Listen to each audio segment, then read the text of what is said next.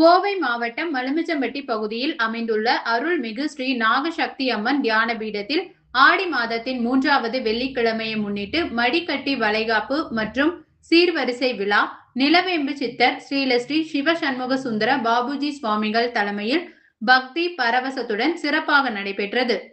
முதலில் ஸ்ரீ நாக விநாயகருக்கு சிறப்பு அபிஷேகம், கோ பூஜை, அஸ்வத்த பூஜை மற்றும் பல்வேறு சிறப்பு பூஜைகள் நடைபெற்றன. தொடர்ந்து வளைகாப்பு அலங்காரத்தில் அருள் பாலித்த ஸ்ரீ நாகசக்தி அம்மனுக்கு தீப தூப ஆராதனைகள் நடைபெற்றன.